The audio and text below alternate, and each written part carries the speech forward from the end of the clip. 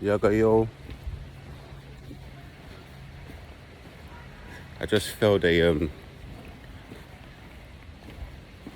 narcissistic test. I was cycling and this taxi driver, he cut me up only to brake harshly to allow an opposing car to turn into my lane. And I told him that was a bad driving, that I'm a vulnerable road user, and he started shouting at me. I told him to pull up and talk about it, so he pulled up. So I stayed there for like maybe 5 minutes, and somebody from the shop came out and was like, oh, look at where he's parked. Told him to move his car because it's blocking the road. So I failed that test, so I've gone backwards. So this is the thing about the healing journey. You recognize these narcopaths and we try not to give them supply. But every now and again, sometimes it's a matter of us as well dealing with our own egos and our emotions, and we can get caught and lost in these battles, these things. We need to let these things go, and don't have to validate anyone, or you can't get someone to agree with you that's made up in their mind to disagree with you anyway. And I know that anyway, so why I got into that, I don't know. I was tired, I don't know what happened. Anyway, on the topic of today's video, so I was coming back from training a few days ago. As I was walking, I walked past a old fake narcopath, so-called friend or frenemy. And back in those days, he was someone that, in fact, it's not the fact that I revered him, but in that group, he's a grandiose narc, but he's one of the like higher up narcs. So in this fake friend group, there's like levels and there's like people. I was like I think I said it before, my role was like a henchman role. So say if there was any trouble, me and another guy were both artists, and then you have the people that are like in control of the organization, in control of the like parties or the radios or the gigs or whatever. They were like the handlers. And then you have like there's like tastemakers that are like below the handlers, but they're a bit older, but they're the tastemakers, so they're the ones that choose, you know, who goes where and what lineup, who's playing, who's DJing in what bar or underground party. But anyway, this guy, I saw him and he looked drained, by the way. He looked like trash, but the way this man was walking here, the chest was all puffed up.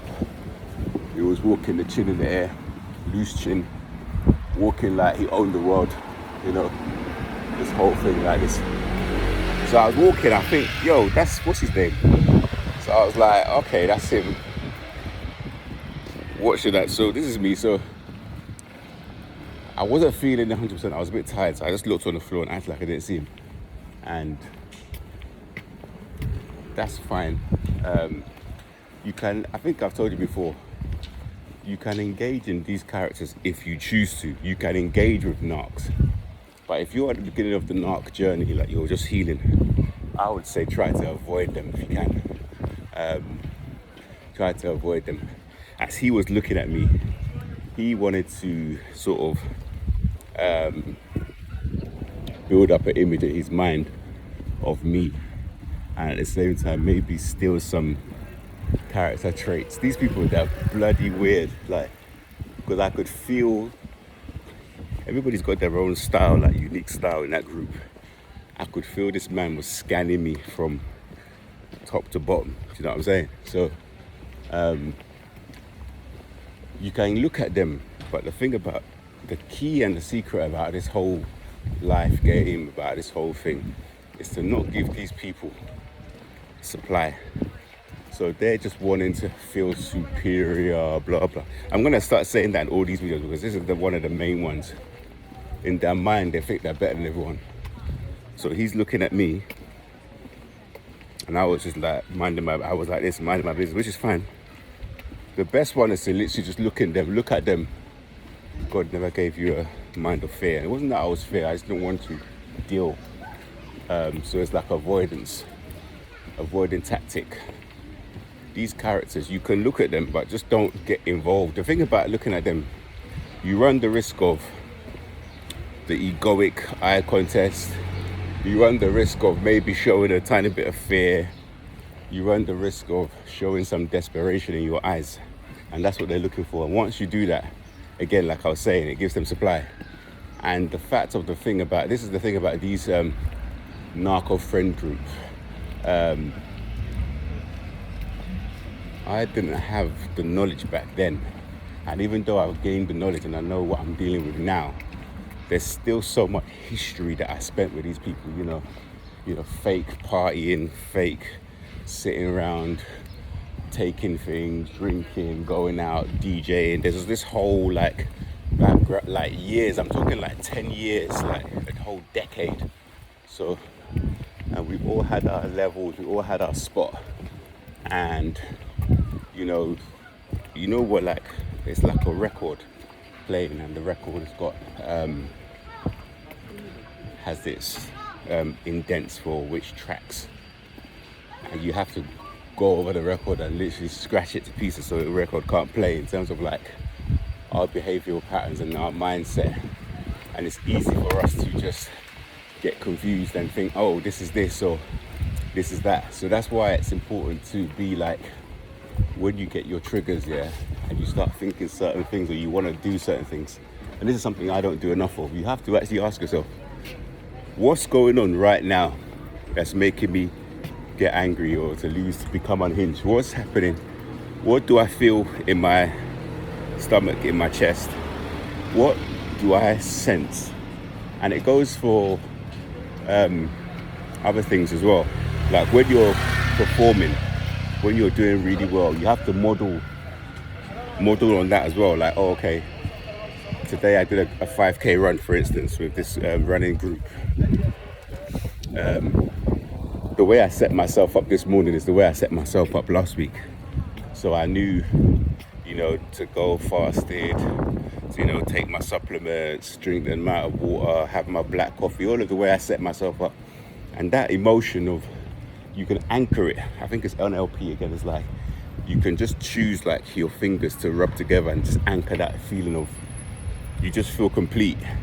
And sometimes if you're going into a meeting, even though you're not going for a run, but that feeling of ticking off all your boxes, you can just do the movement, and the movement will bring back that feeling of, I'm complete, I'm prepared, I'm ready, I've done enough research, I've done enough reading on the topic, so I'm ready to like face the meeting and, do the best that I can. That makes sense. So the sun is shining today in London, it's nice. So this is it, guys. If you see your narc ex, I've seen the narc ex before, and I did look at her, and I think she ignored me, which is great.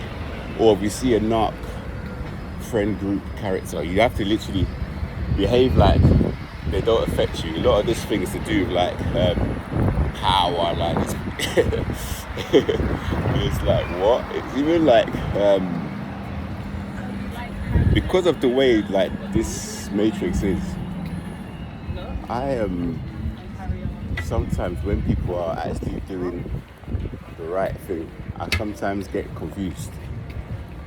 What I mean by that is like, sometimes I might be getting a choosing signal, for instance, and a woman smiling at me and you can second guess yourself. You might think, oh, that's a narcopath. You might think to yourself, this is something, you know what I mean? You might think, I don't know this person. They could be a predator, but these people, they are predators. So it's quite important to be able to sometimes just go with the flow. Not always, like sometimes just talk to people, sometimes just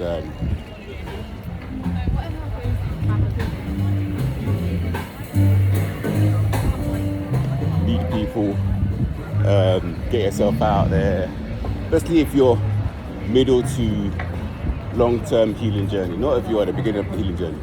If you're at the beginning of the healing journey, I would say Stick to yourself for now. Get your your fundamentals.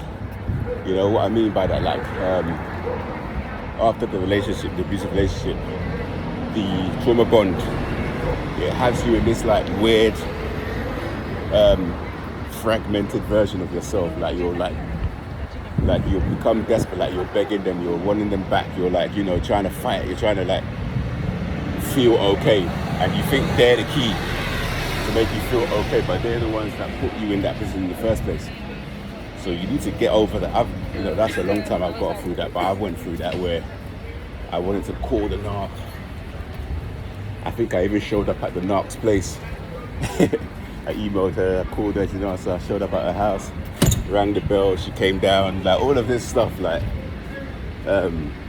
just that feeling that I had in my chest, it was crazy. But that's why I feel for anyone that's just had the final discard from a proper narc, because this thing's on a spectrum. So you get narcs that are low level narcs, they don't do as much damage, and you get these narcs. I had like the one I had one before last. She was a crazy sorry, there's the sun, I can't put this because the sun is just going to shine it. She was like a really mad narc. So once you're on your mid to long term healing journey, you can look at the narcs in the face, you can walk past them in the street, you can look down a walk and mind their business, like that video. But the key is, don't give them supply, don't give them reaction. Indifference is actually a hard skill to learn. Like I said, I failed a test today in this road rage. So these are all tests, and when you pass them, you actually go up. But even today, with the run, it was a group. One of the guys came and he abused one of the other guys, and the other guy just ignored him. So that guy actually won, if that makes sense. That's because I actually made like a mental note of it in my mind. Like, look at this. Like, this guy just ignored someone, like abused him, but it was a joke. But it was one of those jokes that narcopaths, or these people, these high narcissistic traits, they're always trying to make people feel small. So he abused him and the guy just ignored him. Yeah, so we need to like do that. We need to get better at not giving people the response they want, which is us feeling sad, us feeling blue, us feeling, like someone's harmed us, trying to get supply, trying to get validation, trying to get someone else to see it from your viewpoint. Nobody will. straight as that. Okay, I think I got to what I was trying to say. So with that, hopefully you can remember who you are and move forward in a positive way.